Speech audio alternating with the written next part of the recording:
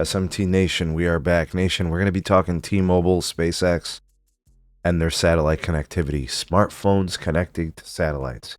Go ahead and hit that like button. Go ahead and share our videos. Subscribe if you're new here and turn on the bell notifications icon so you never miss an upload from the SMT. All right, folks. So the T-Mobile, Starlink, SpaceX thing, the whole connection, giving you coverage anywhere. It's a solution to a problem that a lot of people are willing to pay for. Maybe it's just peace of mind. Maybe it's maybe there's parts of their drive, and their commutes and their routes and travels where they'd like to have this feature of being able to text, even when you don't have cell coverage from the regular cell towers, and you need that connectivity from the sky, right? So there's a market for this. People are willing to pay. But the question becomes is how much are they willing to pay? T-Mobile and SpaceX are selling the connection to AT&T and Verizon customers via or through T-Mobile for $20 a month. T-Mobile's going to sell it to their customers who don't have their most premium plan for $15 a month. And I think for a limited time, if you sign up for it and get the early adopters discount, I think it's going to be $10 a month. Something like that. And I think between now and July, it's free if you sign up as a beta user or beta tester, whatever the case may be.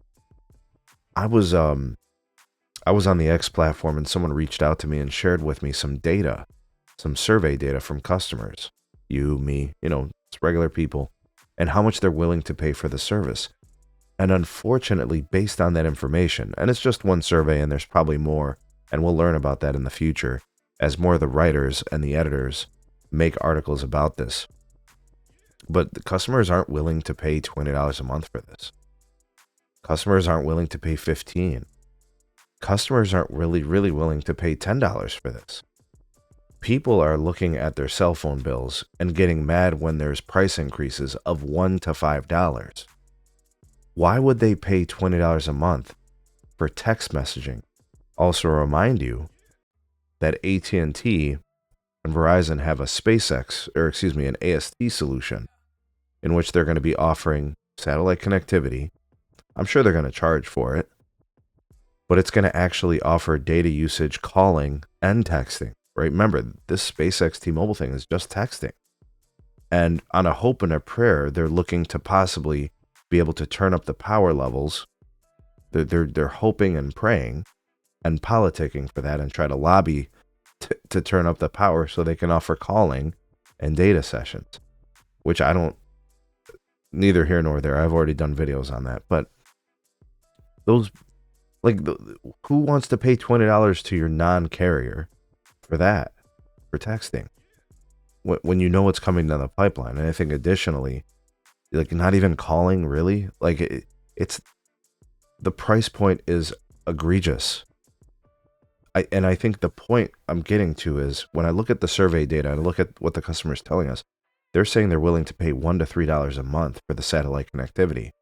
And I'm not even really sure that's just for texting. I think they're expecting calling and data. And I'm not saying they're going to sit there and smash on the satellite cell towers and try to download a bunch of stuff. I mean, it's going to be a shared resource, so it's probably only going to be a meg or two. But your data sessions will run, right? You could stream music, you can use your GPS, and you could do emails, and you could almost basically use your phone like you normally would. You just wouldn't be downloading PUBG and doing a bunch of mobile gaming, expecting low latency and all that stuff. But there's a bit of a disconnect here, and I think T-Mobile's reaching a little bit. The price that customers are willing to pay is not even near the realm of the universe where T-Mobile and SpaceX are charging. It seems to me that based on what you're getting, it's just too expensive. I think they're going to learn this in the long term. I think they're just throwing this out there. There's no way they could be so disconnected from the customer. But they're just throwing it out there, I think, trying to monetize and see what they can pull off. And maybe it gets to the point where they cut the pricing in half or something like that, and then it becomes more realistic. I just think, unfortunately, this is going to price a lot of people out, and they're not going to be willing to pay $20 or $15 or even $10 just for the text messaging. And mind you, 99% of people are usually covered by cell towers that are terrestrial and on the ground, and they're not non-terrestrial coming from space. The use case just is not there to charge that much or to need that connection so frequently that it would justify the cost. That's another question that we have to answer.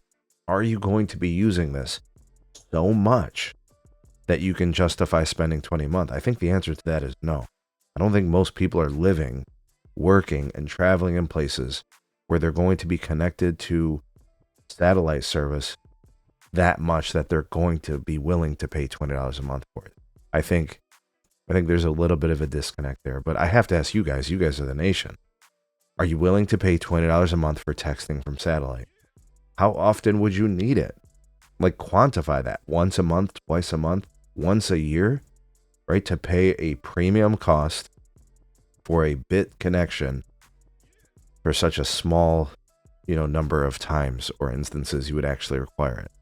What's your take? Let me know. And if you're holding out for something else or you're looking for something better, also let me know. Go ahead and drop me a comment. Like, share, subscribe. We'll see you all in the next video.